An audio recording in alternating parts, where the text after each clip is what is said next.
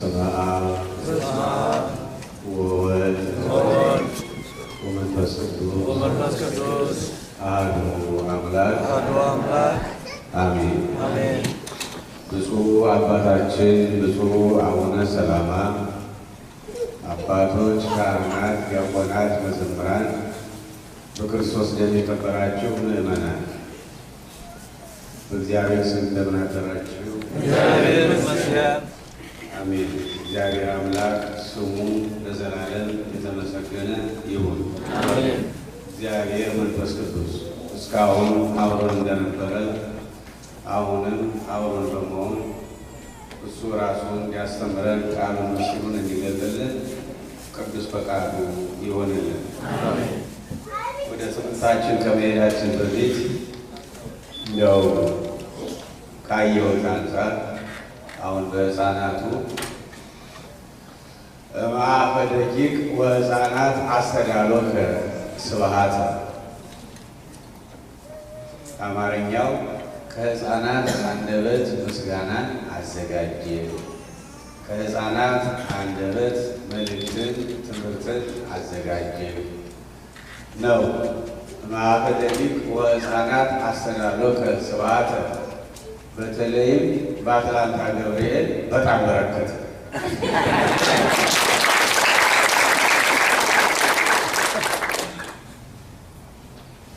አይደለም?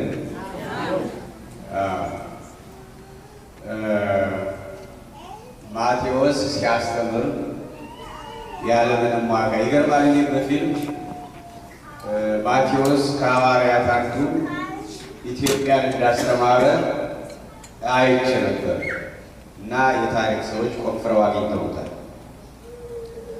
ዛሬ ተደግሞ አየሁት። ማቴዎስ ሲያስተምር ያለምንም ዋጋ ስብከቱን ስናዳምጥ በተሰጠው ጸጋ ሁላችን ሳንተኛ በማቴዎስ ነጋ።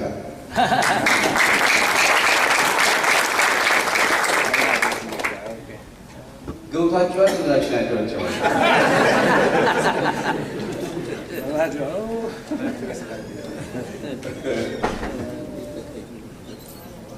ማቴዎስ ሲያስተምር ያለምንም ዋጋ ስብከቱን ስናዳምጥ በተሰጠው ጸጋ ሁላችን ሳንተኛ በማቴዎስ ነጋ።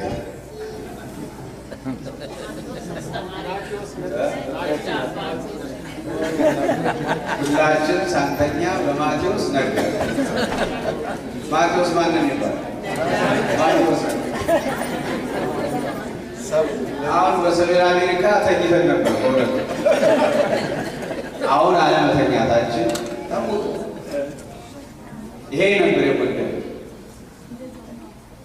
እግዚአብሔር የተመሰገነ አሜን።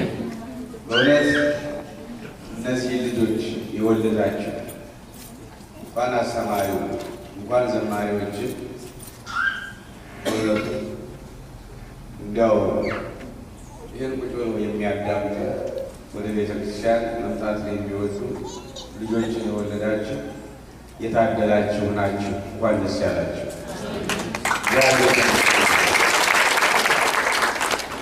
የትምህርታችን ርዕስ ስልጣን ሲባረክ የሚል ይሆናል። ምንድነው የትምህርታችን ርዕስ? ስልጣን ሲባረክ። ስልጣን ሲባረክ።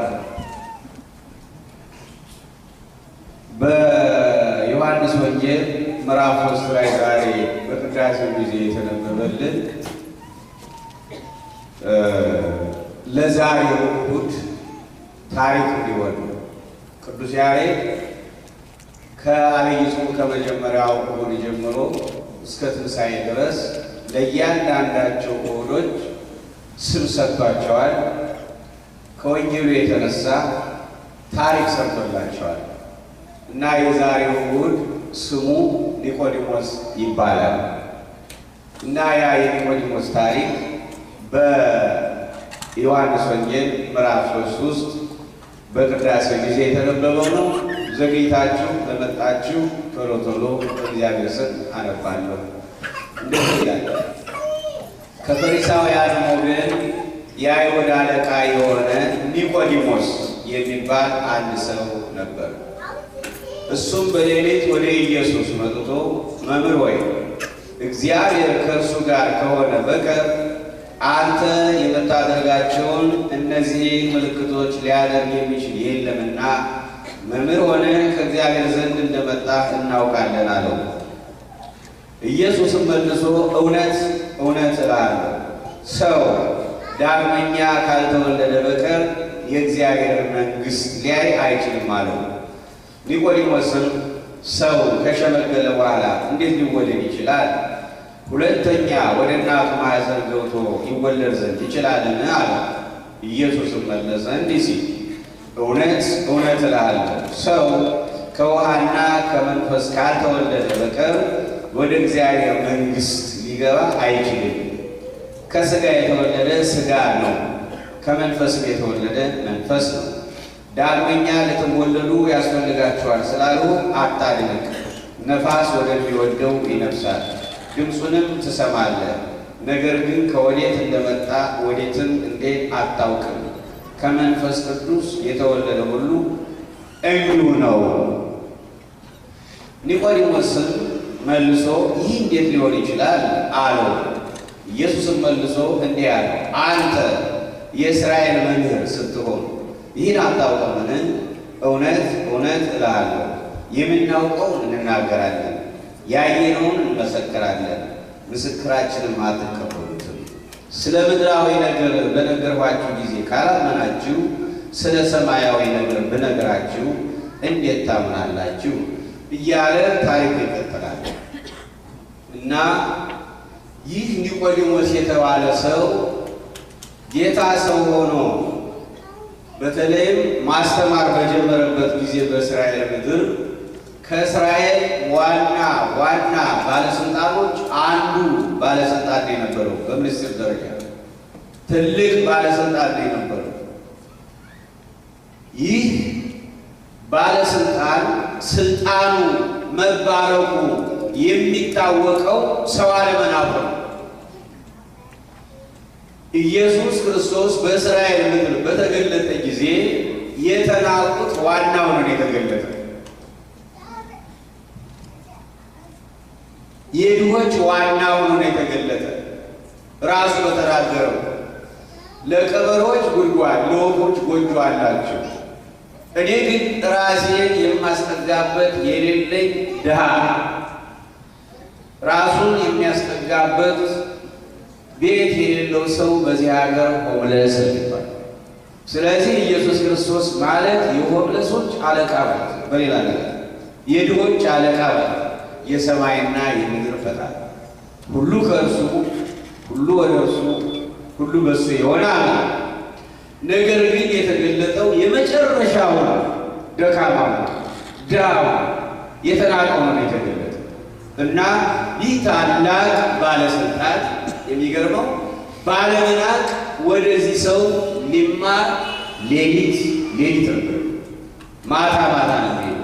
ማታ የሚሄድበት ምክንያት ወደ ኢየሱስ ክርስቶስ ሄዶ የሚማር እንደ ወንጀለኛ ይቆጠር ስለነበረ ነው። እና ስልጣኑን ማሰልመት ስለነበረበት ቤተሰቡን መምራት አለ። እንደገና ደግሞ በስልጣኑ ደግሞ እግዚአብሔርን የሚያገለግልበት መንገድ ይኖራል። ያን ላለማጣት ተሰውሮ ሌሊት ነበር። እንደ ደርግ ጊዜ እንደ አንዳንድ አማኝ ባለስልጣን በደርግ ጊዜ አሁን አንዳንድ አማኝ ባለስልጣኖች ተከናንበው ያው ሌሊት ነበር ቤተክርስቲያን የሚሄዱ። ለምን? ከታዩ ይወነጀላሉ። እንኳንና እነሱ ሚስቶቻቸው የወለዱት ልጅ ክርስትና ለማስነሳት ተደብቀው ክፍለ ሀገር ነበር የሚሄዱ።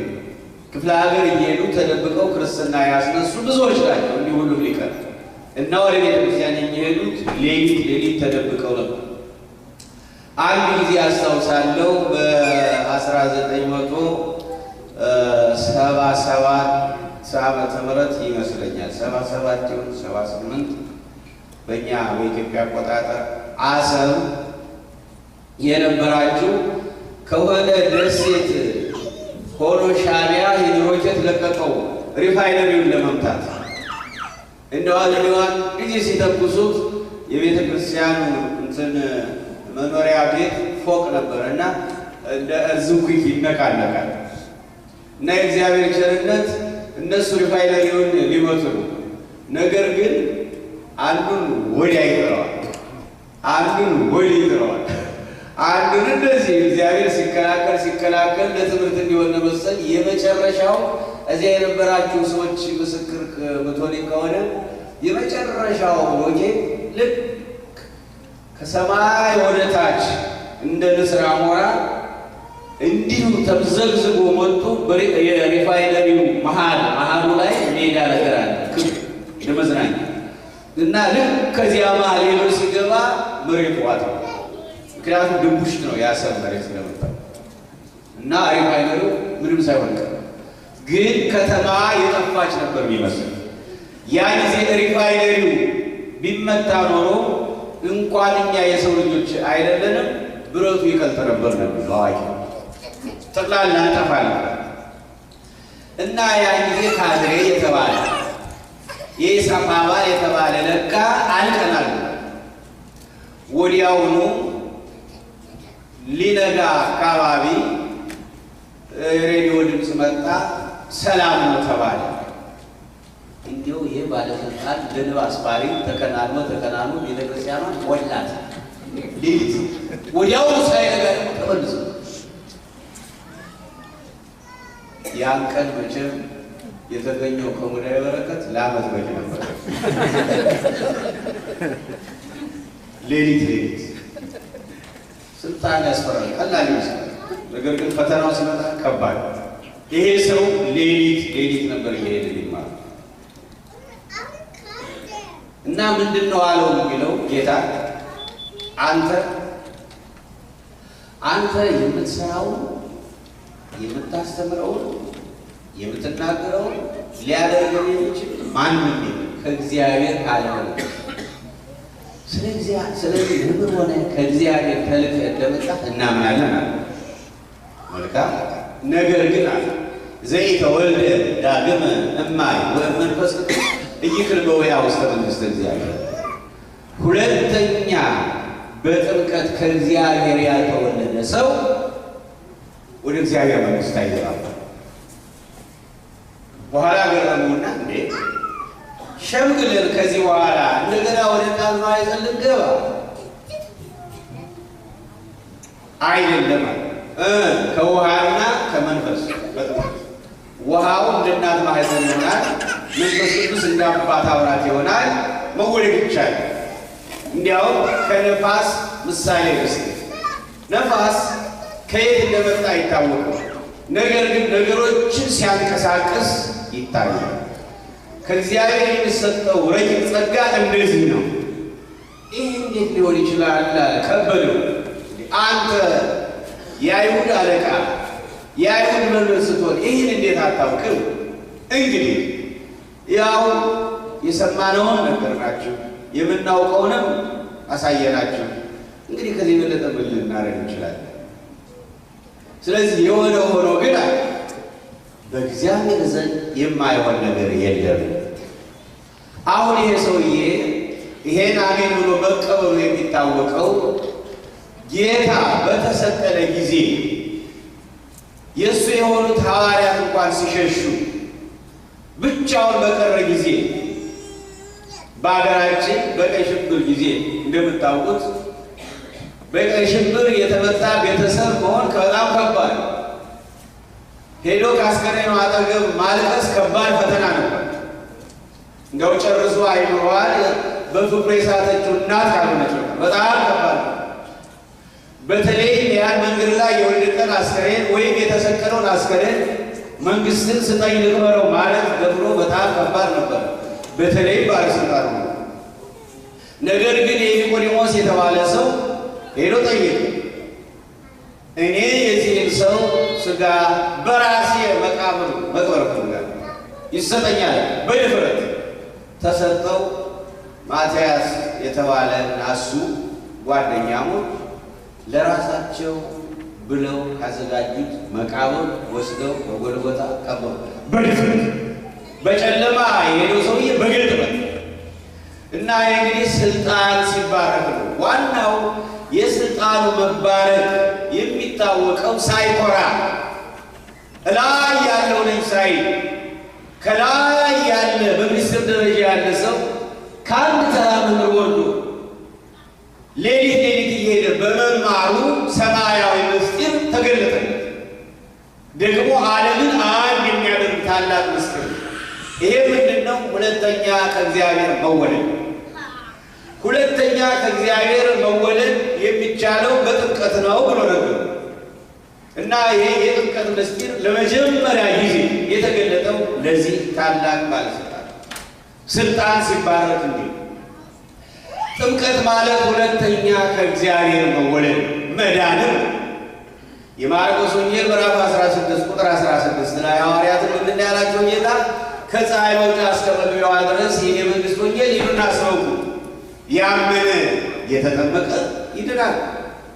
ሂዱና አስተምሩ፣ ስታጠምቁ በአብ በወልድ በመንፈስ ቅዱስ ስም እያጠመቃችኋቸው ደቀ መዛሙርቴ አድርጉልኝ ነው ያላቸው። የማርቆስ ወንጌል ምዕራፍ 28 ቁጥር መጨረሻ እና ጥምቀት ወደ እግዚአብሔር መንግሥት የምንገባበት ቪዛ ነው። እያንዳንዳችን ከሀገራችን ወደ አሜሪካ ስንመጣ ከሱዳንም እንምጣ፣ ከኢትዮጵያም እንምጣ፣ ከየትኛውም የጎረቤት ሀገር እንምጣ፣ ከየትኛውም ሀገር ተነስተን ወደ አሜሪካ እንግባ ቪዛ ያለ ቪዛ መግባት አይቻልም። ወደ እግዚአብሔር መንግሥት ለመግባት ደግሞ ቪዛ ያስፈልጋል። ቪዛው ጥምቀት ነው። ይህን ቪዛ ይህን ወደ እግዚአብሔር መንግሥት የመግቢያ ዕድል ምስጢር ያገኘ ነው በኒቆዲሞስ አማካኝነት። ታዲያ ይላል ይሄ ጥምቀት የሚያገኙ ሰዎች ሲጠመቁ የክርስቶስ የአካል ክፍል ይሆናሉ ይላል። ወደ ገላትያ ሰዎች ምዕራፍ 3 ቁጥር 27 ጀምሮ ስናነብ በክርስቶስ አምነው የተጠመቁ ሁሉ ልክ እንደ አንድ ሰው ይሆናል። ራሳቸው ክርስቶስ ይሆንና እነሱ የአካላቱ ክፍሎች ይሆናሉ። ነጭም ይሁን ጠቁርም ይሁን ቀይም ይሁን ቢጫም ይሁን ባሪያም ይሁን ጨዋም ይሁን ይላል ገላትያ 3 ላይ። ዕብራዊም ይሁን ግሪካዊም ይሁን ሮማዊም ይሁን ነጭም ቢሆን ጥቁርም ቢሆን ማንኛውም በስሙ አምኖ ሲጠመቅ ከእግዚአብሔር ይወለዳል። ከእግዚአብሔር ሲወለድ ወደ አንድ አካልነት ይጠቃለላል። ሮማዊ የነበረው ግሪካዊ የነበረው ዕብራዊ የነበረው ነጭ የነበረው ጥቁር የነበረው በእንደነዚህ አይነት ነገሮች ሁሉ ተለያይቶ የነበረው በጥምቀት አንድ። ስለዚህ ይህ አለቃ ይህ ኒቆዲሞስ የተሾመው የእስራኤልን ሕዝብ አንድ አድርጎ እንዲመራ ነው። ነገር ግን አሁን ከክርስቶስ የተገለጠለት ምስጢር ደግሞ የዓለምን አማኞች በቋንቋ በቀለም በተለያየ ነገር የሚለያዩትን አንድ የሚያደርግ ምስጢር ተገለጠለት። አንድ የሚያደርግ ምስጢር ተገለጠለት። ደግሞ አንድ ሆነው ወደ እግዚአብሔር መንግሥት እንዲገቡ የሚያደርግ ሞትና መቃብርን ድል አድርገው እንዲነሱ የሚያደርግ ከውርስ ኃጢአት ነፃ የሚያወጣ ከዲያብሎስ ባርነት የሚገላግል አለመገነትን የሚከፍት እና ጽድቅን የሚያስገኝ ቅድስና የሚያስገኝ ክብርን የሚያስገኝ የዘላለም ሕይወትን የሚያስገኝ ወገኖች፣ እስኪ ከኛ መካከል መልስ ሊሰጠኝ የሚችል ሰው ካለ የኛ ወላጅ አባቶቻችን ስንት ናቸው? ወላጅ አባቶቻችን ተመልከቱ። እኔ ክርስትና አባት አላልኩ፣ የጡት አባት አላልኩ፣ የእንጀራ አባት አላልኩ፣ የነፍስ አባት አላልኩ፣ የነገር አባት አላልኩ። በነገራችን ላይ የነገር አባት ማለት የሚያጣላ ማለት አይደለም፣ የሚያጋባ የነገር አባት አላልኩ። እኔ ያልኩኝ ወላጅ አባት አንድ የምትሉጃችሁ ኤክስ ነው። እሺ ሌላ ሁለት የምትሉጃችሁ ራይት ሁለት ናቸው። አንደኛው በስጋ አቶ ገሌ፣ ሁለተኛው በጥምቀት ያገኘነው ድል እግዚአብሔር ወላጅ አባታችን፣ እግዚአብሔር ንጉሳችን ብቻ አይደለም። እግዚአብሔር ፕሬዝደንታችን ብቻ አይደለም። እግዚአብሔር ገዣችን ብቻ አይደለም። እግዚአብሔር ወላጅ አባታችንም። ስለዚህ እግዚአብሔርን ስናምነው ስናውቀው እንደ ወላጅ አባት፣ ኦባማን እኛ ስናውቀው የአሜሪካ ሕዝብ ሲያውቀው እንደ ፕሬዝደንት ብቻ፣ ልጆቹ ግን እንደ ፕሬዝደንት ብቻ አይደለም፣ ወላጅ አባት ነው። ወላጅ አባት በመሆኑ የኦባማ ልጆች የቢሻን ልጆች በመሆናቸው ሰተት ብለው ዋይት ሃውስ እኔና እናንተ አንድ እጋው የኛ ከለር ተሾመ የኛ ከለር መስገን ዋይት ሃውስ ገባ በምን በዛቻ ጋር ወይዘር አለ ከሩም ያነሳ ሚሳሌ ይታለ ልጆቹ ግን ሰተት ብለው ያው በመስራት ከእናታችን ይሻላል ከአባታችን ኦባማ ማታ ሲደባደቡ ብናይ መቼም ይታያል። ሲጫወቱ ሲላፉ ሆናልከ ለምን ልጆች ነው።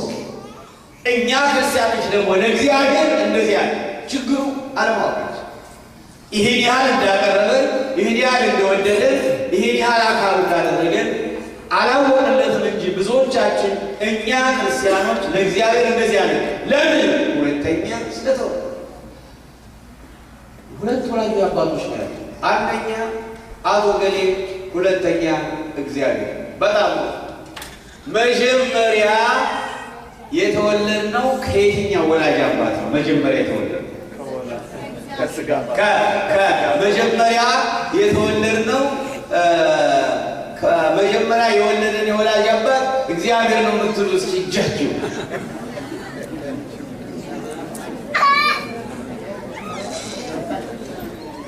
ልመልሰው መሰል መጀመሪያ የወለደን ወላጅ አባት እግዚአብሔር ነው የምትሉ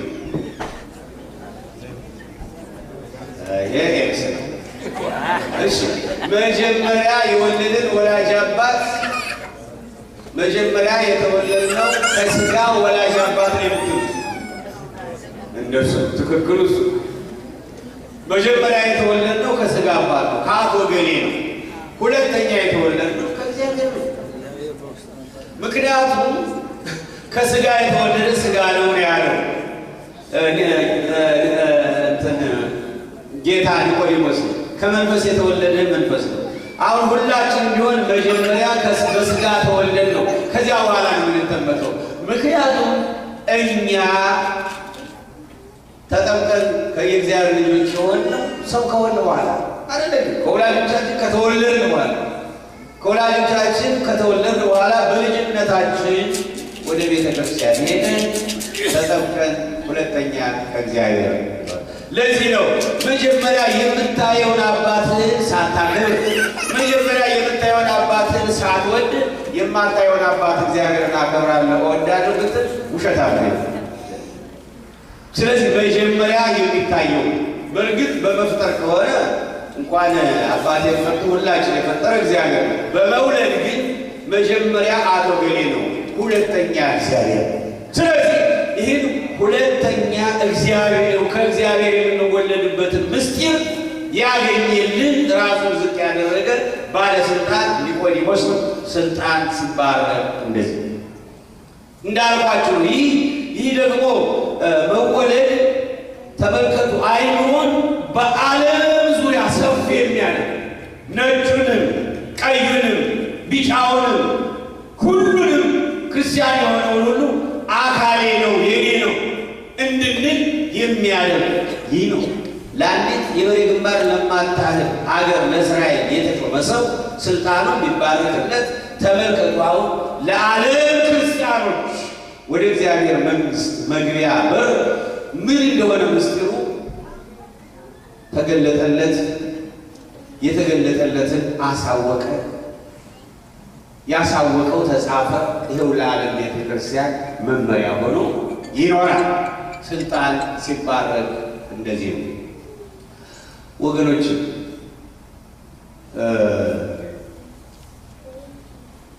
ስልጣን ሲባረክ የሥጋዊ አስተዳደር ብቻ አይደለም። የመንፈሳዊው ስልጣን ሲባረክ በፍሬው ነው የሚታወቅ።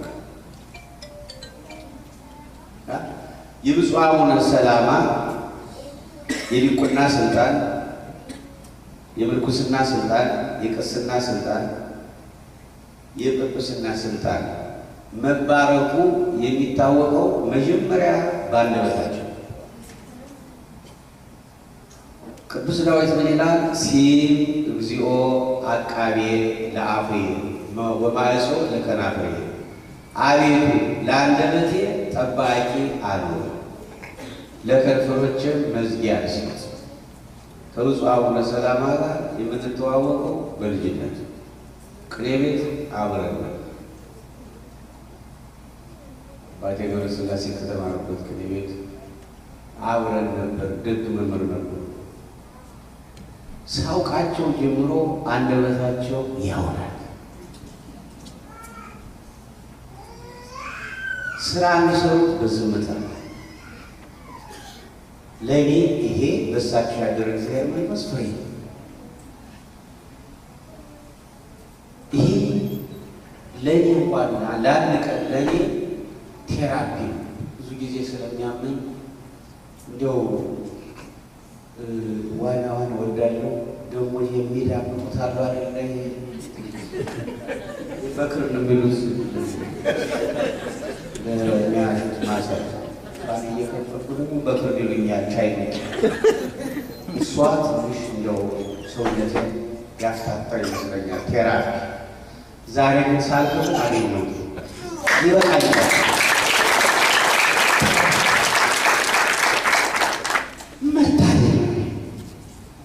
መታደል አሁን ስናይ ተስፋ አለን ማለት ነው።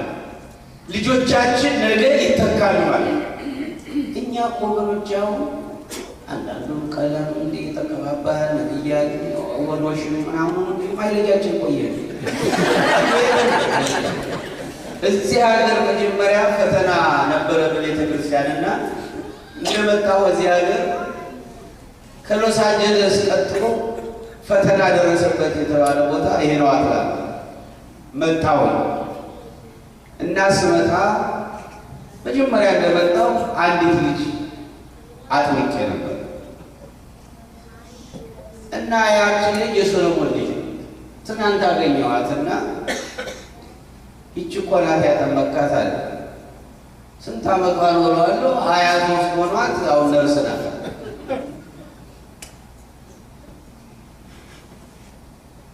እና በጣም የሚገርም ብዙ ፈተናዎች ተፈራርቀዋል። አሁን እነዚያ ሁሉ አከሰው ራሱ ማይለጃችን እንዳለቀ እንኳን ሰይጣን ሰውሮብን ልጆቻችን እንዴት ተከተል መሄድ እንዳለብን መጨነቅ ሲገባል ሁልጊዜ ጭንቀታችን አንዳችንን ለማሸነፍ ነው። በማይሆን ሰይጣን የሆነ ነገር እልህ ይፈጥራል። በቃ ከዚያ በኋላ አንዱ ሌላውን ለማሸነፍ ቁፋሮ ነው። እንደ ደቡብ አፍሪካ ወርቅ ቁፋሮ ነው። በቃ የነገር ቁፋሮ ዝም ብለን ነው። ፈረንጆች እንኳን ዶማስቲካ የሚያገኙት ቀን ቀን ብቻ ይባላል። እኛ ሌሊቱንም ነው ነገሩ እና ይሄ ከባድ የሆነ አደጋ ነው።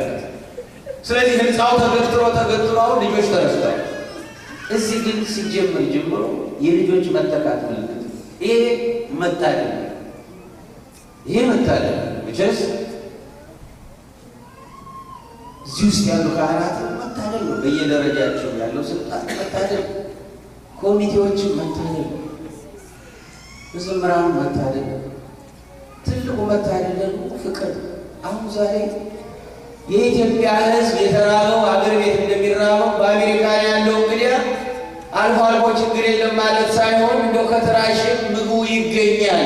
ትልቁ ረሃብ ነው። ረሃብ፣ የፍቅር ረሃብ፣ በመስሪያ ቤትም የፍቅር ረሃብ ወገኖች፣ በስራ ቦታ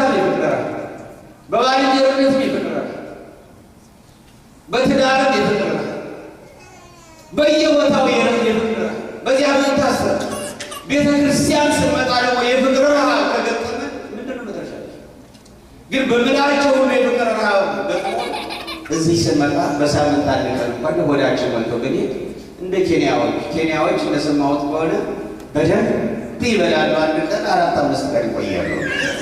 በገበታ የሞላ ገንፎ ብልቅልቅ ያለ ይለውና እንደ ግመል ይሰለብታሉ። ባይሆን እንኳን በሳምንት አንድ ቀን በደንብ የፍቅር ምግብ ከዕጣኑ መዓዛ ጋር ከመስቀሉ ጋር ከጸበሉ ጋር ብቻ ከቁርባኑ ጋር እሷን እንኳን በልተን ሄደን ደግሞ መጽናኛ እስከሚመጣው አንሰማ በየቀኑ እንኳን ባናገር ይሄውንም ካጣን ግን መቀጨጫ መክሳት መሞት በመንፈስ መሞት ደግሞ የሞት ሞት በጣም ከባድ። ስለዚህ እግዚአብሔር የተመሰገነ ይሁንና በርቱ። የእሳቸው ብቻ ሳይሆን የሁላችሁ እግዚአብሔር የሰጣችሁ በየደረጃ ያለው ስልጣናችሁ እንደተባረከ ነው የሚታይ እና የተባረከ ስልጣን ያዕቆብ አንድ ቀን እግዚአብሔርን የሃይማኖት አባት ተመስሎ ተገለጠለት ይላል እና ሊባረክ ፈልጎ ዘሎ ያዘው ይላል። ያ የሃይማኖት አባት ያዘው ልቀቀኝ አለቅም፣ ልቀቀኝ አለቅም፣ ልቀቀኝ አለቅም። ሙሉ ሌሊት ሲታገላሉ ሊነጋ አቅላላ ይላል። ለመሆኑ የምትፈልገው ምንድን ነው ይላል። ካልባረከኝ አለቅም። አሁን በሀገራችን አንድ ባህታዊ የተሰወረ ባህታዊ የሚገለጥ አሁን በሦስቱ ሥላሴ ይወጣሉ ሳይነግሩኝ እንዳይሉ ይባል ወይ ስለ ትዳር ነው ወይ ስለ አገር ጉዳይ ነው ወይ ስለሆነ ድል ነው። ግን ያዕቆብ ያላደረጋ ሰው ካልባረከኝ አለቅም። የሚገባውን ጠይቀሃልና ነው ያለ። ባርኬሃለሁ ከዛሬ ጀምሮ ስምህን ያዕቆብ ሳይሆን እስራኤል ነው። አሁን እግዚአብሔር ያወጣው የሰየመው ስም ስለሆነ ይኸው እስካሁን ድረስ አልጠፋችም። እስካሁን ድረስ ከወጣበት ቀን ጀምሮ ሊጠፋ አልቻለም። የዓለም በዓለም ውስጥ ያሉ ሀገሮች ስሞች ተቀያይረዋል። ነገር ግን እስራኤል ግን ያችው እስራኤል ናት እስካሁን ድረስ። እስራኤል ማለት ሕዝበ እግዚአብሔር ማለት። እስራኤል የሚለው ስም የተሰየመው በያዕቆብ ምክንያት ካልባረከኝ አልለቅህም። አምላክም ሰው የሆነው ከዚህ ስም ውስጥ ከእስራኤል ሕዝብ ሰው የሆነው መሲሁ ክርስቶስ። ስለዚህ ወገኖቼ ትዳር ሲባረክ፣ እውቀት ሲባረክ፣ ስልጣን ሲባረክ፣ ሀብት ሲባረክ፣ ባልንጀርነት ሲባረክ፣ ንግድ ሲባረክ፣ እርሻ ሲባረክ፣ ሁሉም ሲባረክ እንዲህ ነው። ለራስም ለሌላው ጥቅም ነው የሚሆነው። ስለዚህ ይህን የመሰለውን የበረከት ምስጢር ይህን የመሰለውን ሰማያዊ የእግዚአብሔር መንግሥት መግቢያ ቪዛ ያገኘው ባለስልጣኑ ኒቆዲሞስ ስልጣኑ ስለተባረከለት ነው። ስልጣን ሲባረክ ትናንት እንዳየነው እንደ ሮሙ ፖፕ ማለት ነው። አሁን ያሉት የሮሙ ፖፕ በመስከር ያስፈልጋል። በሁለት ሰው የሮሙ ፖፕ አሁን አይታችሁት ከሆነ የዓለም እንግዲህ ከነ ኦባማ እኮ የሚበልጡ ናቸው። ሰው የዓለም ካቶሊኮች አባት የዓለም መንግስታት ያከበሯቸው ናቸው። በላይ ነው ያለ። ነገር ግን እሳቸው የሚደሰቱት ከሆምለሶች ጋር ነው፣ ለድሆች ነው፣ ከተራቡት ጋር ነው፣ ከተገፉት ጋር ነው። ስለ እነሱ ናቸው ከእነሱ ጋር አብረው ነው ማለት ነው። የጸሎት ሐሙስ አይታችሁ እንደሆነ አንዱ ድሃ ሆምለስታን ይቀራል። አንድ ተንበርክከው እግሩን አጥበው በነጭ ፎጣ ካጸዱት በኋላ እግሩን ሲስሙት ከንፈራቸው እዚያው ተጣብቆ የቀረ ይመስል ነበር። በደንብ አይታችሁ ከሆነ ፌስቡክ ይሄ ነው መባረክ ስልጣን ሲባል። አሁን ተንገዳግዳ የነበረችውን የካቶሊክ ቤተ ክርስቲያን አሁን እግዚአብሔር ብድግ ያደርጋል በአንድ ሰው። ልክ ተንቀው እንኳን ሀገር ቤተሰብ መምራት አይችሉም ተብለው የነበሩትን ጥቁሮች በዓለም ነጮች ተንቀው የነበሩትን በአንድ ኦባማ ለካ እንኳን አንዲት ትንሽ ሀገር እንኳን ቤተሰብ አሜሪካን ሆነው ዓለምን ይመራሉ ያሰኙን ይሄ ሰውዬ በእውነት ይህችን ቀሪ ጊዜውን እግዚአብሔር ባርኮለት ፍጻሜውን ያሳምረው እንጂ አቆልቶናል። በአንድ ሰው የብዙሃን ሞራል ይነሳል፣ በአንድ ሰው የብዙሃን ይወድቃል። እና ስልጣን ሲባረክ እግዚአብሔርን ያስከብራል፣ ለወገንም ክብር ይሆናል፣ ለወደፊቱም ትውልድ ደግሞ መመሪያ ነው።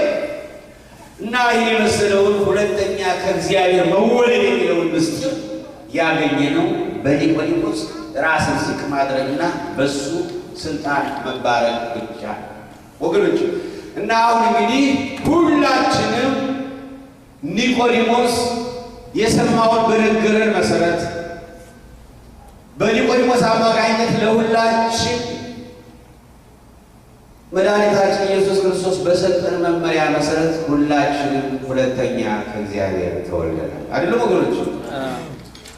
እስኪ ሁለተኛ ከእግዚአብሔር በጥምቀት ተወልደናል የምትሉ እጃችሁን አውጡ። ሁላችሁ ከእግዚአብሔር በጥምቀት ተወልደናል። በጣም ያ ማለት ድነናል። በጥምቀት ሁለተኛ ከእግዚአብሔር መወለድ ማለት በክርስቶስ አምኖ መዳን፣ የእግዚአብሔር ልጅ መሆን፣ የእግዚአብሔር ልጅ መሆን ማለት በጣም ጥሩ። አሁን አንዳንድ ጥያቄዎችን ልጠይቃችሁ ነው። ምክንያቱም ይህን የተሰጠንን ጸጋ አጥብቀን በትምህርት ካልያዝነው ባላጋራ ተቃራኒ ሊሰርቀን ይችላል። አይምሯችን ሊሰርቀው ይችላል።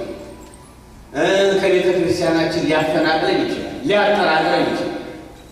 መሄድ ብቻ አይደለም፣ ደግሞ ከቤተሰብ ጋር ሊያጋጭን ይችላል። ባለማወቅ ሃይማኖትን በመቀየር ምክንያት። ስለዚህ አሁን ይህን ጥምቀት አስመልክቶ አንድ ጥያቄ አለ። አንድ ብቻ ሳይሆን አራሉ። እሱ ምንድን ነው? በማርቆስ ወንጌል ምዕራፍ 16 ቁጥር 16 በማርቆስ ወንጌል ምዕራፍ 16 ቁጥር 16 ያን ጊዜ ተነሱልኝ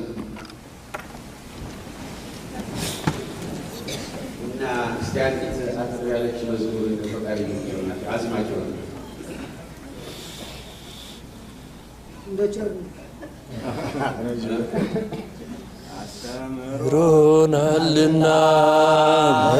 መክሮናልና ገስጾናልና አስተምሮናልና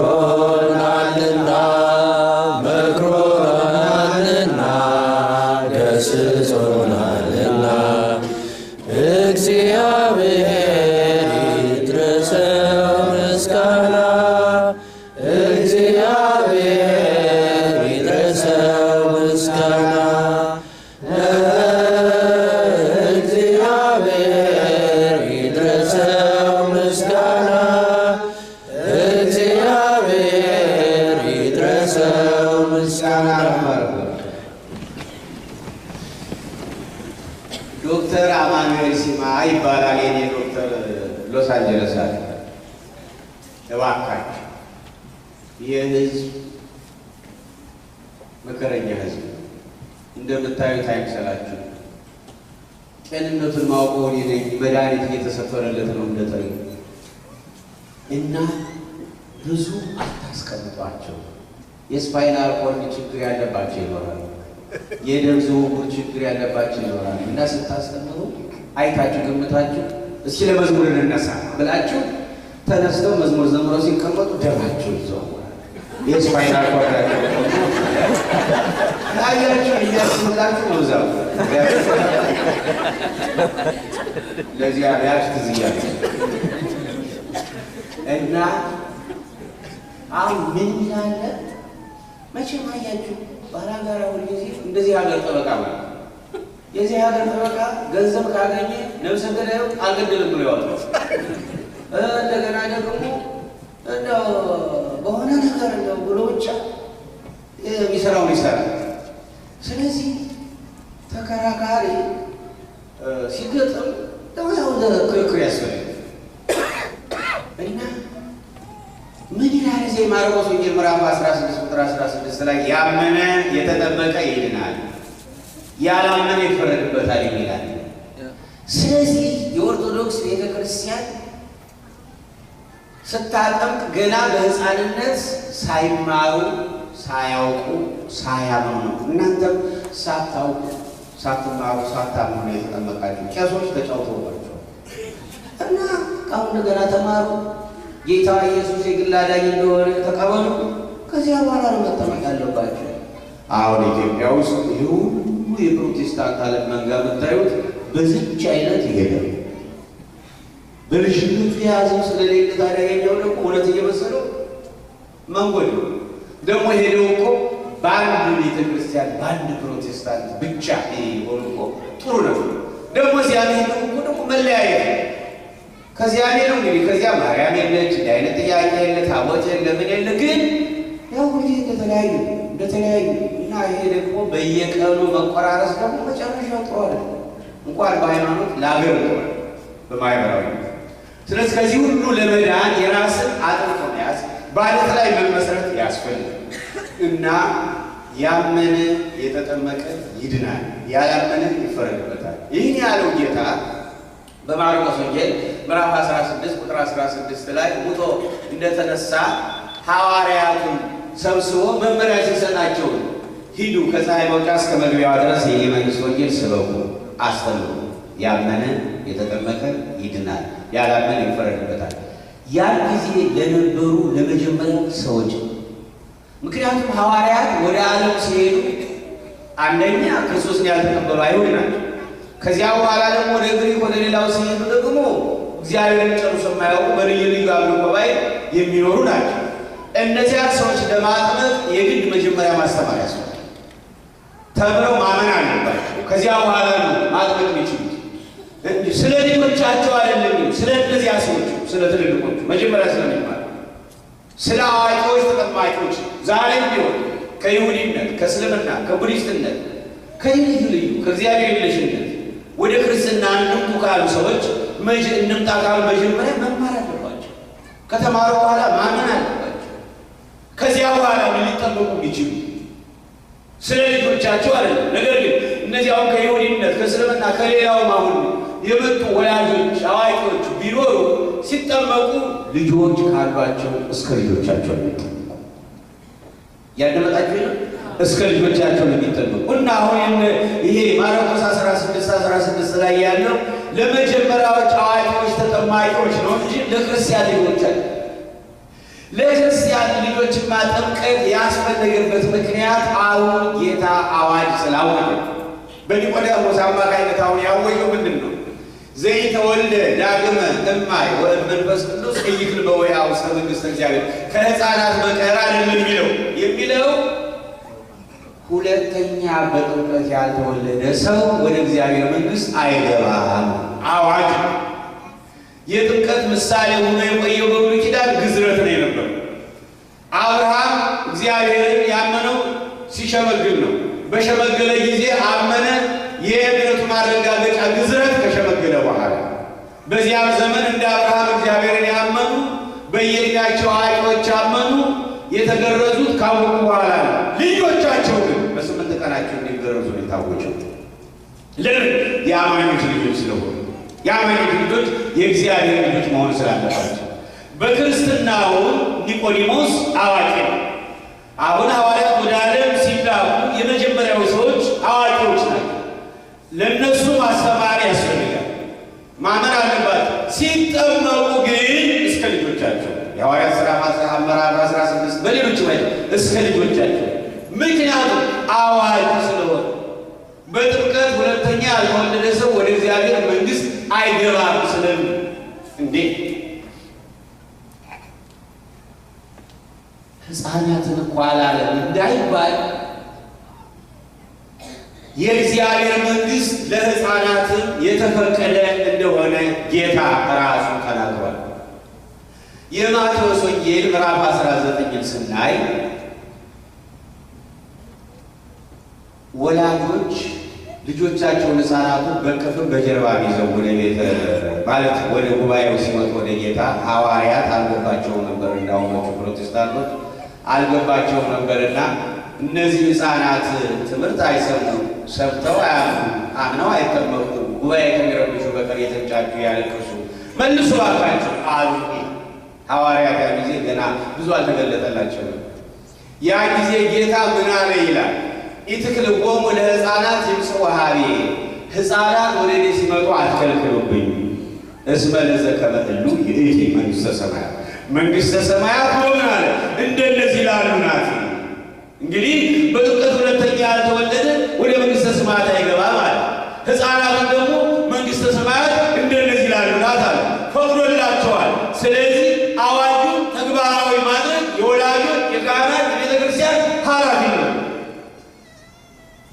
እጁን ጭኖ ይላል፣ እጁን ጭኖ በረከቱን አፈሰሰባቸው። ከጌታ እጅ መጫን የበለጠ ምንም እንዲያውም እየታቀፈ ሕፃናቱን ወደ እግዚአብሔር መንግሥት ለመግባት ከፈለጋችሁ እንደነዚህ ሕፃናት ሙላት ቂም የሌላቸው ማለት በተለይ እኛን በ40 በ80 ቀናችን ወላጆቻችን ሲያመጡን እግዚአብሔር መንፈስ ቅዱስ ደስ ብሎት ነው የተቀበለን። ለምን? ቂም የለ፣ ተንኮል የለ፣ ምንም ኃጢአት የለ። በወላጆችነት ድሮ በጌታ ጊዜ ወገኖች፣ በጌታ ጊዜ እባክህ ፈውስልን ይሉታል ወላጆች። በወላጆችነት ማቴዎስ 8 ማቴዎስ 15 ማቴዎስ 17 እንደምናየው በወላጆችነት ይፈውስላቸው ነበር ልጆቻቸው። አሁን ደግሞ ወላጆች ኃላፊነቱን ወስደው ቤተክርስቲያን ኃላፊነቱን ወስዳ ስታቀርብ ሕፃናትን ደስ ብሎት ሁለተኛ ወለደ። በ40 በ80 ቀናችን። በነገራችን እኛ በ40 በ80 ቀናችን እንድንጠመቅ የተወሰነው በቀኖና ነው። ቀኖና ነው። እንደምታውቁት የክርስትና ትምህርታችን ሁለት አይነት ነው። ዶግማና ዶግማና ቀኖና። ቀኖናና ዶግማ። ዶግማና ቀኖና። እንግዲህ ዶግማ ማለት እምነቱ። ለምሳሌ ቀኖና ማለት ዶግማ ማለት መጠመቅ። ዶግማ ነው፣ ግድ ነው፣ አይቀርም። መጠመቅ ግድ ነው። ተጠመቁ ብሏል። ያመነ የተጠመቀ ይድናል። ግን መቼ እንጠመቅ? በምንጠመቅበት ምን አይነት ስርዓተ ጸሎት ይካሄድ? በምን መልክ? ይሄን ቀኖና ነው የሚወስነው። ስለዚህ ሴቶች በ40 ማነው ሴቶች በ80 ወንዶች በ40 እንድንጠመቅ የተወሰነው በምንድነው ወገኖች? በቀኖና በሕግ ቤተክርስቲያን።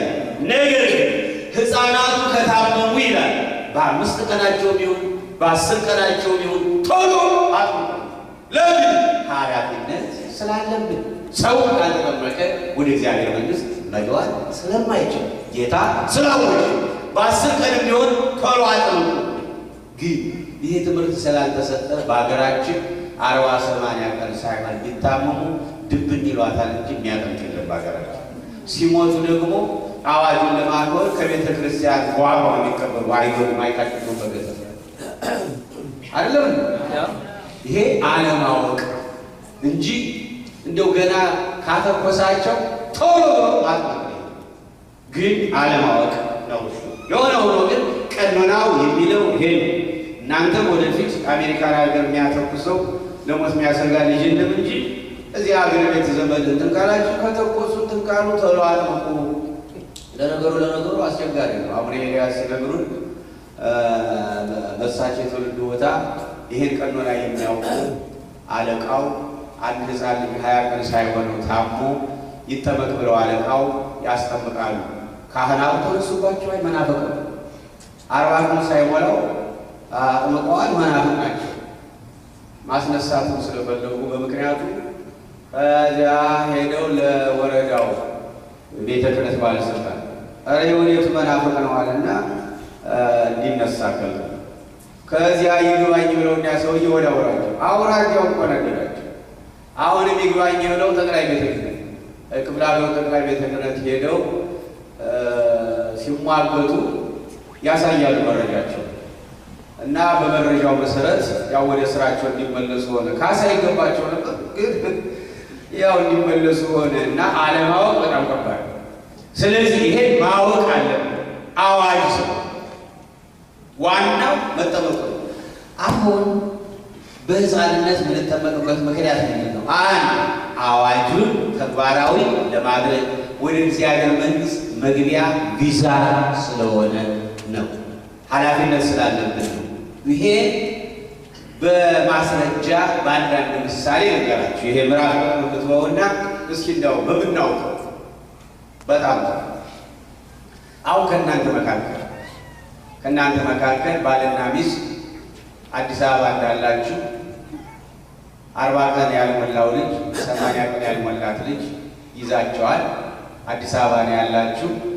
አሜሪካ ለመግባት እድል አግኝታችኋል። እድል አግኝታችሁ አሁን ወደ አሜሪካ ስትገቡ እንግዲህ ልጃችሁ ሴት ከሆነች 80 አልሞላትም፣ 80 ሞልቷት ሊሆን ይችላል። ወንድ ከሆነ 40 አልሞላው ወይም ሊሞላው ይችላል። እና እነዚህ ሕፃናት ይዛችሁ ወደ አሜሪካ መንግሥት ለመግባት በእናንተ ቪዛ ብቻ መግባት ይችላሉ ወይ? አይችሉም። ንገሩኝ። በወላጅ ቪዛ ምክንያት መግባት ይችላሉ? አይችሉም። ዩጋንዳ እንኳን አይቻልም። እንኳን አሜሪካ ዩጋንዳ አይቻልም አይደለም። ከዛ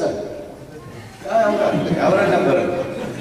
አይቻልም ዩጋንዳ ኢትዮጵያ እንዴት ወደ ኋላ እንደሆነች ቢታወቅ ለዩጋንዳ ቪዛ አስፈልግ እና ዩጋንዳ እንኳን አሜሪካ ያለ ቪዛ አይገባም። ተሽሎክልኮ ተሰርቆ መግባት ይቻል ይሆናል። ዝም ብሎ ዘሎ መግባት ይቻል ይሆናል። በዚህ በዩጋንዳ ማነው ካናዳ አንዱ ድንበር ጥሶ ሲገባ ይያዛል እና ፍርድ ቤት ቀረበ። እንዴ ድንበር ጥሶ መግባት እንደሚያስቀጣ አታውቅም ወይ? እንደሚያሳስብ አውቃለሁ ጌታዬ። እና ለምን ይሄን አደረግላለ? ጌታዬ ከኢትዮጵያ የአሜሪካ እስር ቤት ይሻለኛል እንባለው ኋላ አዝነዋሉ። ወዲያው ፈቀደለት እና ሊቻል ይችላል። በእንደዚህ አይነት ነገር እዚያ ሰብሮ ገብቶ ምን ብሎም ተሽለኩልቆ በጋብቻ በምንም ሊሆን ይችላል። በእግዚአብሔር መንግስት ግን አይቻልም። ይህ የእግዚአብሔር መንግስት እውነት ነው። በሽልኩልክ አይገባም፣ በእውነት ነው። ስለዚህ ምሕረቱን አናውቅም። እንደ ቃሉ ግን አዋጁ ወደ እግዚአብሔር መንግስት ለመግባት ቪዛ ያስፈልጋል። ወላጆች ብቻቸውን ልጆቻቸውን ይዘው እንዲሁ መግባት አይችሉም። ፕሮቴስታንቶች እሺ፣ አሁን ለነሱ ተጠምቀዋል፣ ቪዛ አግኝተዋል። እሺ፣ ልጆቻቸው ሳይጠመቁ ቢሞቱ አሁን በእነሱ ቪዛ እንዴት ብለው ነው የሚገቡ? ወደ አሜሪካ እንኳን መግባት ካልቻሉ የእግዚአብሔር መንግስት መጫወቻ ነው። ያዳወጣችሁ? አዎ፣ ለአሜሪካ መንግስት እንኳን ቪዛ ካስፈለገ ለልጆቻቸው የእግዚአብሔር መንግስት አያስፈልግም። ምን አይነት ቀልደኞች ናቸው! እና ልጆችም ያስፈልጋቸዋል።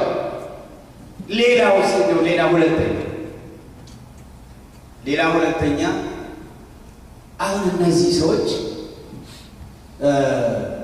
እንግዲህ ጥምቀት ማለት ሁለተኛ ልደት፣ ሁለተኛ ከእግዚአብሔር መወለድ። ስለዚህ አይን የተወለድንበትን ቀን እስካላወቅን ድረስ አናምንም። እሺ ጥሩ፣ የመጀመሪያውን ልደት ሲወለዱ ያውቁ ነበር ወይ? የመጀመሪያውን ልደት ፕሮቴስታንቶች ሲወለዱ ያውቃሉ? ታዲያ ለምንድን ነው የሚሞላ ፎርምም ከሆነ ስለ በርዝደይ በቃልም ከተጠየቁ ስለ በርዝደይ በዚህ ቀን በዚህ ወር በዚህ ዓመተ ምህረት ብለው ልባቸውን ሞልተው ይናገራሉ፣ ይጽፋሉ። እንዴት ሊያውቁ ቻሉ? ወላጆቻቸው ነግረዋቸው በመስማት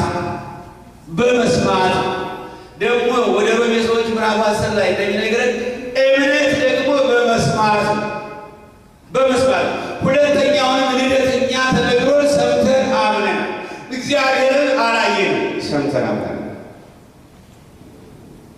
ዓለመገነትን አላየንም፣ ሰምተን አምነን መንግሥተ ሰማያትን አላየንም፣ ሰምተን አምነን መላእክትን አላየንም፣ ሰምተን አምነናል። ሰይጣንን እንኳን አላየንም። ነገር ግን በዙሪያችን እንዳለ ስለምናምን በስመ አብ ወወልድ ወመንፈስ ቅዱስ ሁሉ እናንተ ሰይጣን ተላለ ሰምተን እንጂ አላየንም። ሰይጣንን ቢሆን ያየ ሰምተን እምነት ከመስማት ጌታ ከተነሳ በኋላ ተነሳ እኮ ብለው ሐዋርያት ሲነግሩት ወቅቱ ያልነበረ ቶማስ የተባለ ሐዋርያ አላምንም አለ። በሁለተኛው ሳምንት ጌታ በዚህ ቤት ተገለጠና አንተ ቶማስ እንደው ተጠራጣሪ አትሁን ያመንክ እንጂ ይለዋል። ከዚያ ሲያየው ምንም ሲያይ አመነ እና ወድቆ ሰገደለት ይላል። ጌታዬና አምላኬ አሁን አምኛለሁ አለ። አንተ ስላየኸኝ ነው ያመንክ፣ ነገር ግን ሳያዩ የሚያምኑ ምንድን ናቸው አለ። ብፁዓን እኛ በ40 በ80 ቀናችን ስንጠመቅ አላየንም፣ ሰምተን ተነግሮን አምነናል። ስለዚህ ምንድን ማለት ነው? ብፁዓን አሁን በልጅነት መጠመቅ በኋላ መጠመቁ አይደለም ዋናው ሰምቶ ማመንና እንደ ቃሉ መኖር ነው። እንደ ቃሉ ነው።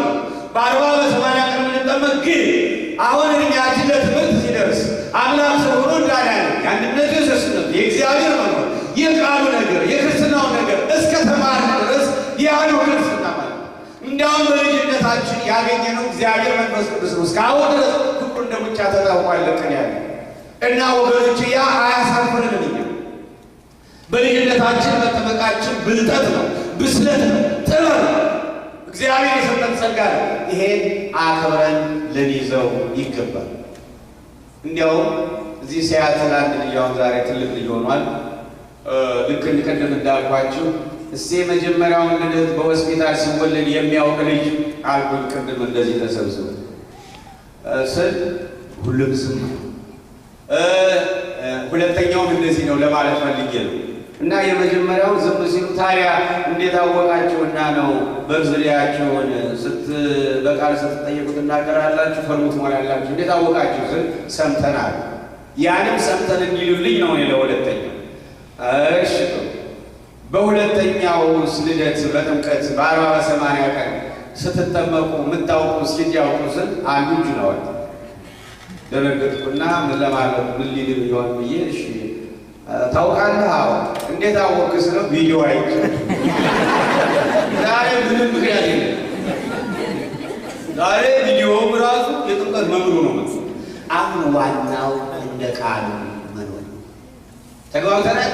እንደ ቃሉ መኖር ለምን?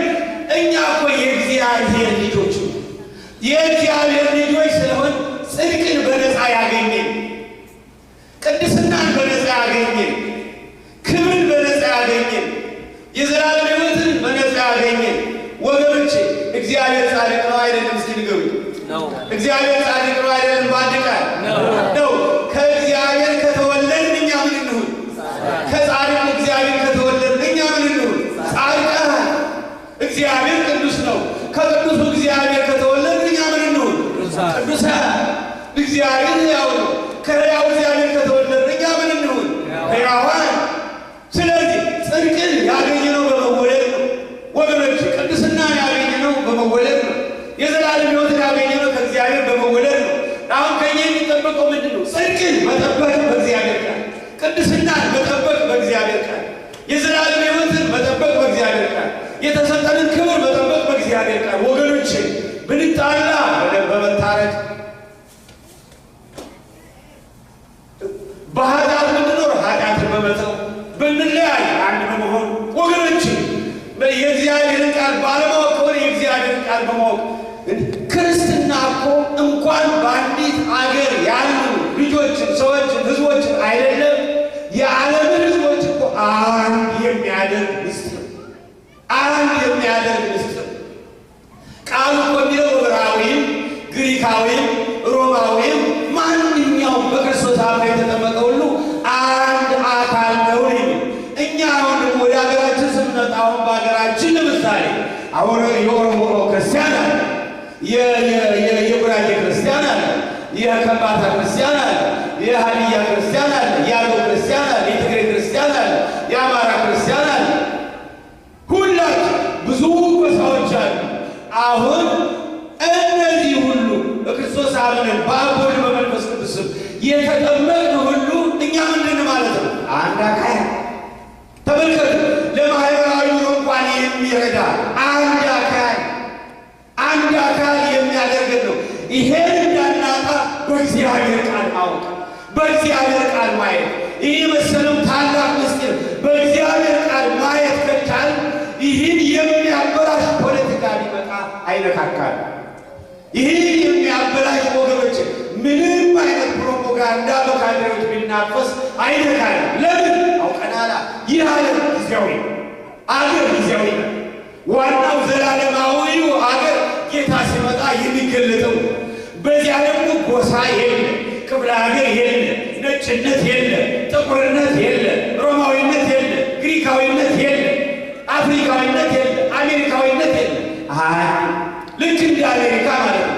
አሁን በአሜሪካን ሀገር ስናይ ነጭነትን፣ ጥቁርነትን፣ ቢጫነትን፣ ቀይነትን በዓለም ዙሪያ ያሉ ህዝቦች በአንድ ላይ እንኖራለን። አይደለም ወገኖች? ለአስተዳደር እንዲመች ሁለት አይነት ፓርቲ ነው ያለ፣ ሪፐብሊካን ወይም ዲሞክራት።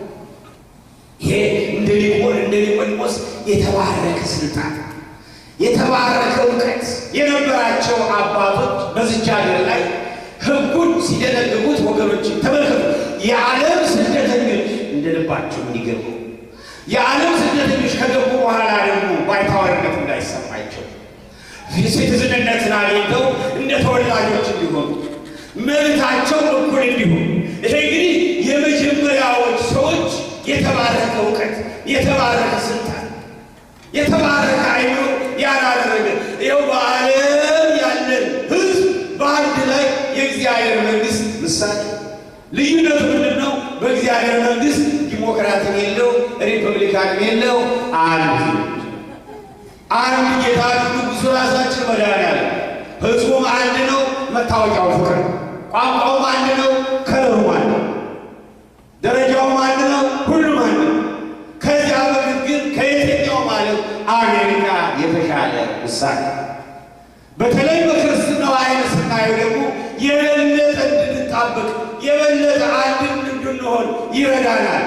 በእኛም በኢትዮጵያ ምድር ጥምቀታችን በ40 በ80 ቀን ያገኘነውን ከዚያም በኋላ እግዚአብሔር የሰጠንን የክርስትና ምስጢር በእግዚአብሔር ቃል ማይክሮስኮፕ፣ በእግዚአብሔር ቃል ቴሌስኮፕ፣ በእግዚአብሔር ቃል መስታወት ማየት ስላቃተን ነው እንጂ ወገኖች እንኳን ለአንዲት አገር አንድነታችን፣ ፍቅራችን የበለጠ ለኬንያ ብርሃን፣ ለሱዳን ብርሃን፣ ለዩጋንዳ ብርሃን፣ ለአፍሪካ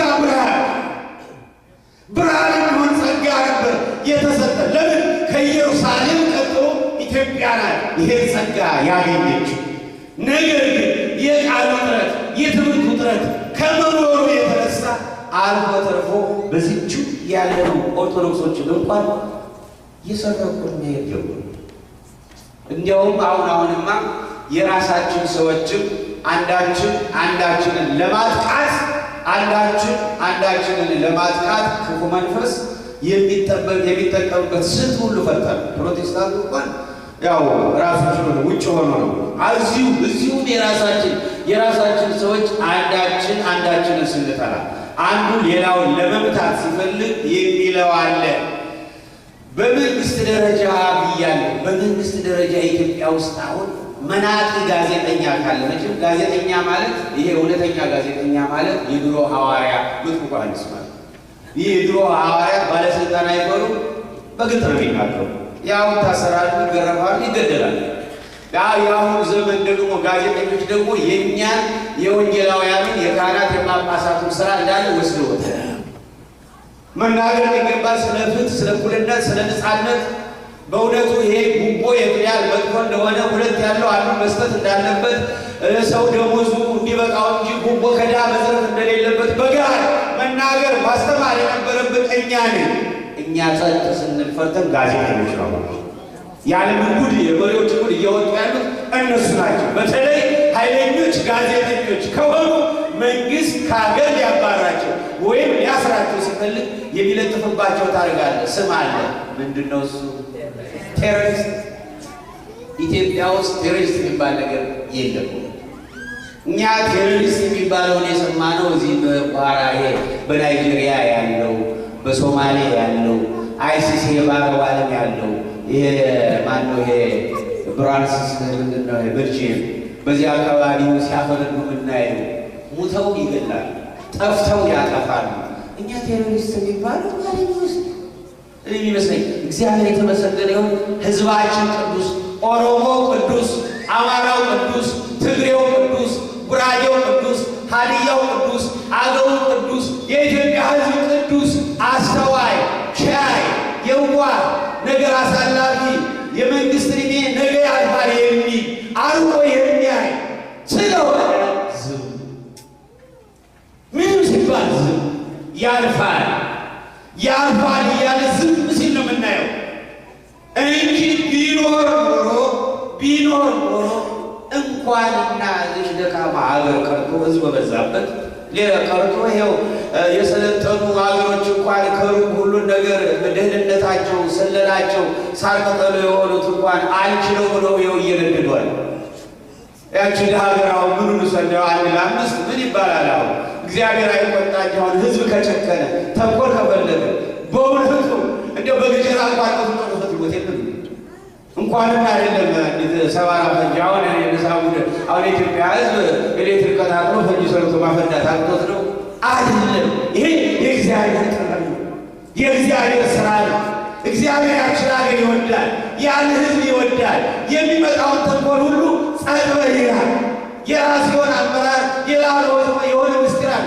እግዚአብሔር ያን ሕዝብ እንዲቻቻል አድርጎታል። እንግዲያ እንደ መንግስት አሰራርማ የጎሳ ፓርላማ ሲመሰረት ባልተማረ ሕዝብ መጫረስ አልነበረበትም እስካሁን።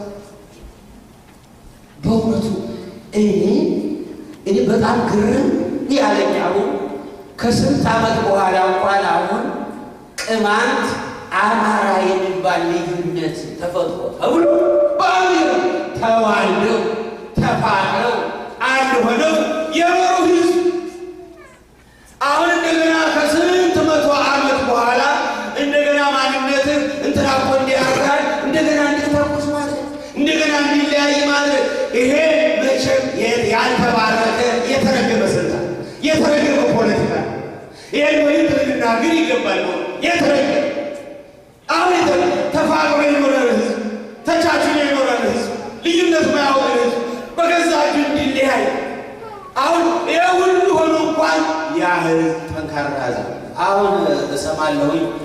እንዲያው የትን ያህል እውነት እንደሆነ አላውቅም። ታላላቅ ሽማግሌዎች ወጥተው ኧረ እባክህ የሚያልፍ ፖለቲካ አይጫወትብን እንደነበር ነው የሚሻለን በሚል በአገር ሽማግሌ ሰላም እየፈጠሩ ይባላል አሁን። እና በሌላ በኩል ስናየው እኛ ምን እናደርጋለን? በልጅነታችን መቼም መንግስት ከእረኛ መስሎኝ ጥፋቱን የተማረው ይህም በልጅነታችን ክፉ ጠባይ ነበረብን። ከቃል ወጥተን ስለምናደርግ ብራቃችን ድብትብ እንልና የማን ደም ፈሰሰ የገሌ ነው የገሌ ብለን አባት የማን አባት ደም ፈሰሰ የገሌ ነው የገሌ የአባቴ ደም አይፈሰስ እንሄድና ራቁን ነካ ከዚያ ጓደኛ እሱም ነካ አድርጎ ነበር ይሄድ ወንድም ከዚያ ዋዲያ ቁጭ ብሎ እኛ ስንታገል ማን እንደሚጥል እንዲህ አይነት ነው። አሁን በዓለም ዙሪያ እንዲህ አይነት መንግስት ተፈጥረውብናል ወገኖች። አያድርስም። ስለዚህ የሆነው ሆኖ ወገኖች የሆነው ሆኖ ክርስትና የቱን ያህል ጠቃሚ እንደሆነ የሚታወቀው በእውነቱ በተግባር ብናውለው ለመንግስታት ራሱ ወታደር ነበር። ፍቅር፣ ሰላም፣ መከባበር፣ መተዛዘን ነው። አንዱ ለአንዱ ነው። ብቻውን አለመብላት ነው ወገኖች። ስለዚህ ዛሬ ጋዜጠኞች ናቸው የአፍሪካን ጉበኞች፣ ኮራፕሽን የሚባሉትን እነሱ ናቸው እያጋለጡ ያሉ። እነሱን ማሳደድ ሲፈልግ ምንድን ነው የሚላቸው መንግስት ብያቸዋል? ቴሮሪስት ግን አይደለም። ሆነ አጋለጥ ቢሆንም አኖረ እዚያው ከተሰበሰበበት አፈልጠው ይፈልጉ አይደለም። ስለዚህ ደግሞ በቤተ ክርስቲያን ደግሞ አንድ ጥቅምን የሚከላከል አሁን በቤተ ክርስቲያናችን የተለያዩ ማህበራት ተፈጥረዋል። አሁን ቤተ ክርስቲያኗ መነገጃ ሆናለች። ማህበራት መነገጃ በተለይ ወጣቱ ዩኒቨርሲቲ ይመረቃል። ምን ይላል? ወደ መንግስት መስሪያ ቤት አሁን ችግር ይሄ ነፃ ቀረጥ የሌለበት እንደ ብቻ እንደው እንዴት አይነት ቢዝነስ ተፈጥሯል። ነን ፕሮፊት ኦርጋናይዜሽን የሞይ ቤት ነው ቤቱ። እዚያ ይገባሉ፣ ድርጅታቸውን ያስፋፋሉ። ይሄም ዓለም የሚሉ ወንጌላውያን ከተፈጠሩ ይሄማ ትክክል አይደለም የሚሉ ቤተ ክርስቲያን አንድ ማህበር ናት።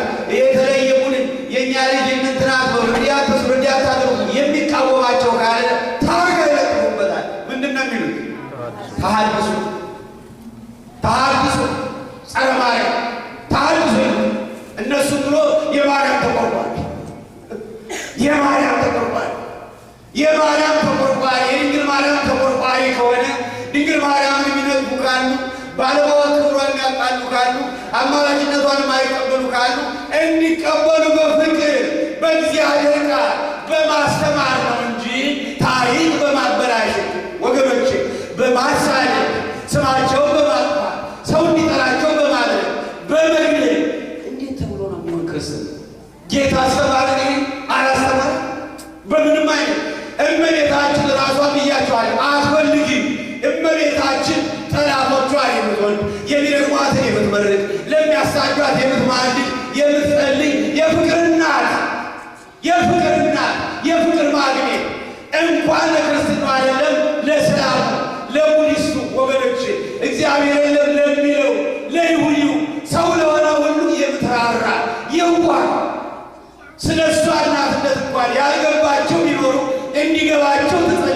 ትማልዳለች እንጂ ይጥፉ የማትል ይጥፉ ለማለት ባህሪ የሌላት ለዚያ ለእናትነት የመረጣት አሜን የመረጣት ነገር።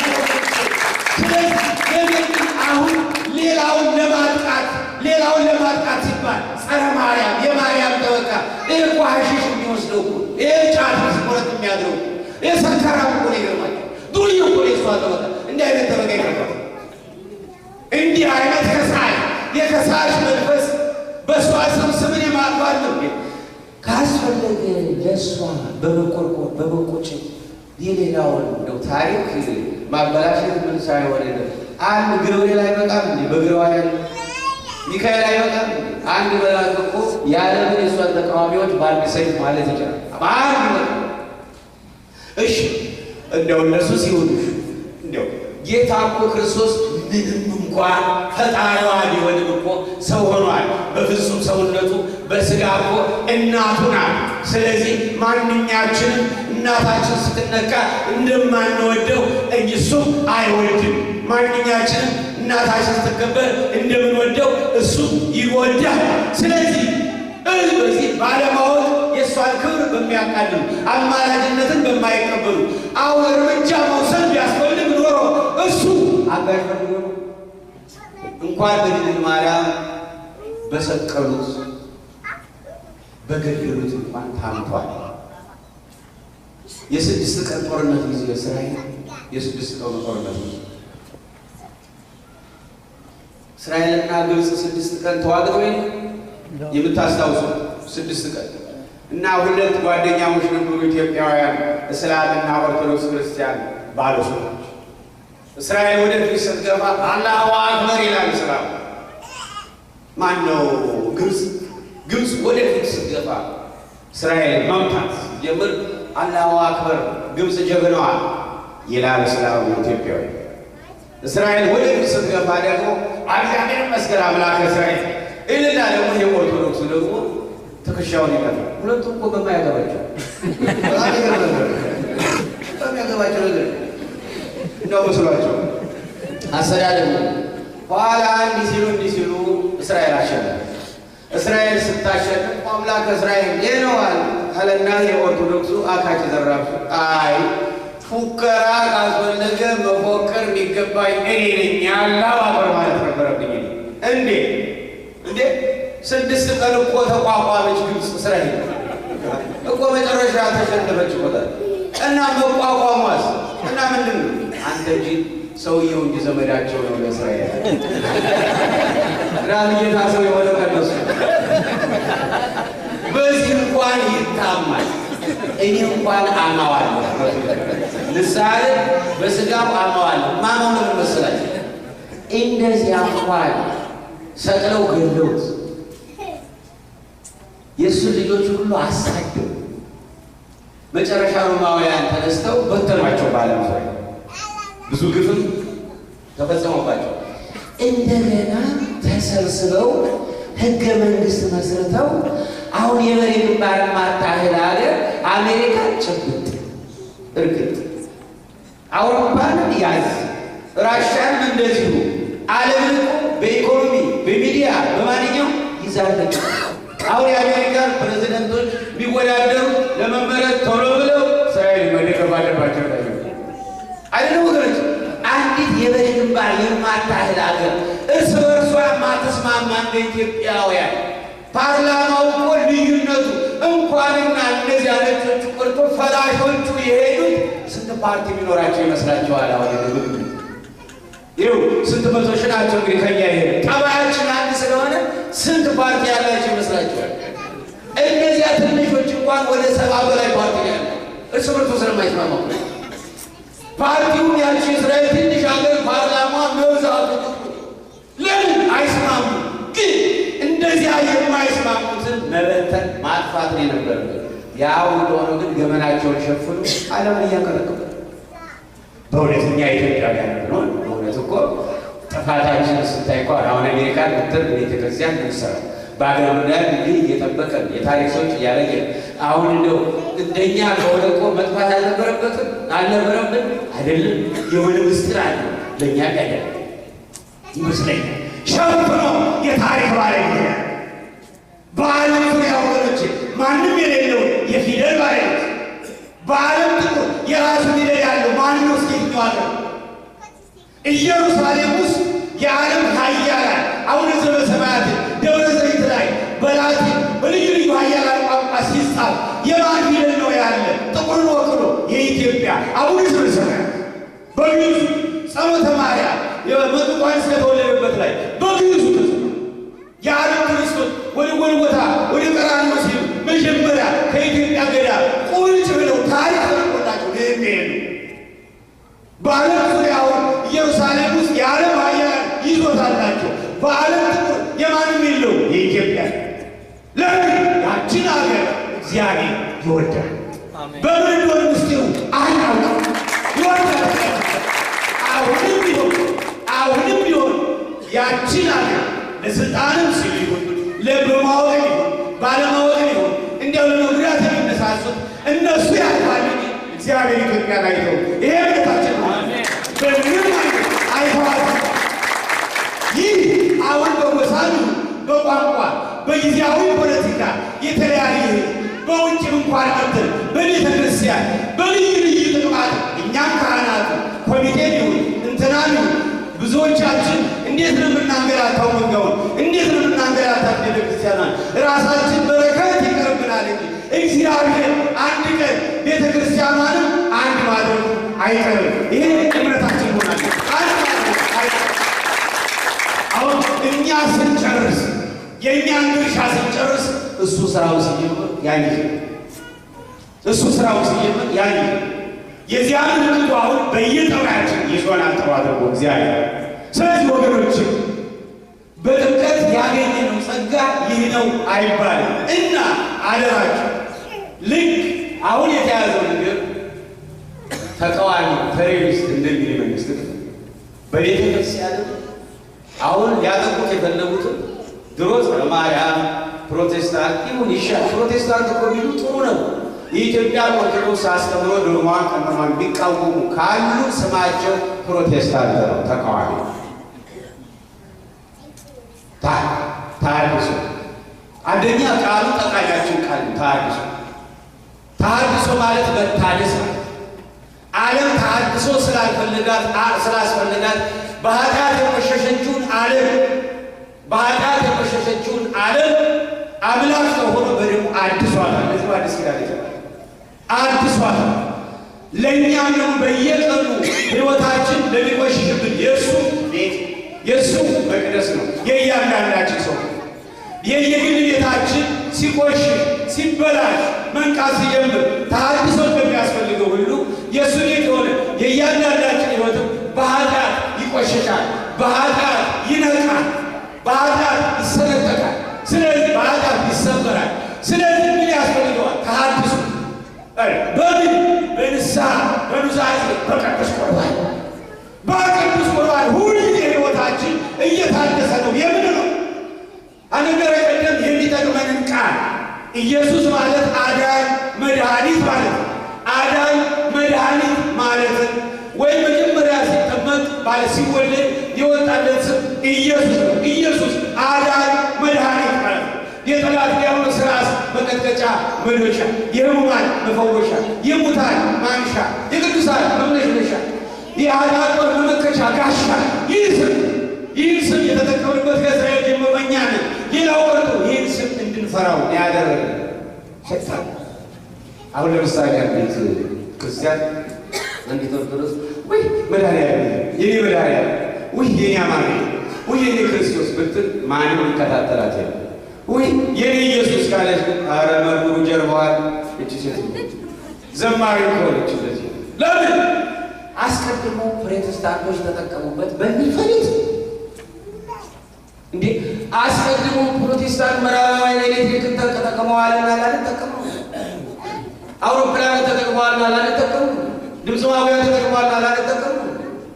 እንኳን የራሳችን አሁን ደግሞ ተሐድሶ የሚለውን ቃል እንኳን ሕይወታችን በየጊዜው እንዳይታደስ ተመልከት፣ በቅዱስ ቁርባን በንስሐ እንዳይታደስ የሌላ ያ የእኛን የድንግል ማርያም ውለታ የቅዱሳንን አማላጅነት ማይቀበል ታቦት ማይቀበል እንደሰማነው ከሆነ ያ ተሐድሶ የሰየሙት የት እንዳለ አይታወቅም እንጂ በተናጠል ቢሆን ታቦት የላቸውም። አማላጅነትን አንዱ ያው የፕሮቴስታንት ነው። ያ ከሆነ ፕሮቴስታንት ነው እያደመጣችሁ ፕሮቴስታንት እንጂ ታቦት እያለ በቅዱሳን አማላጅነት እየኖር በድንግል ማርያም ክብር እየኖር የትናንትናው ሳንለውጥ አንድ ሆነን እየኖር ህዝቡ በእግዚአብሔር ቃል አለመገንባቱ ለእያንዳንዱ ለሚባለው ነገር ይሄስ እንዴት ሆነ እንዴት እንደዚህ ሆነ እንደዚህ ሆነ የማይል መሆኑን ስለሚያውቁ በደካማ ጎኑ ከበሮ ሊያጠፉብህ ነው፣ ጸናጽል ሊያወርቡብህ ነው፣ ያሬድ ሊያስረሱ ነው፣ ማርያምን ሊነጥቁ ነው፣ ምርኩዝህን እንትንህን።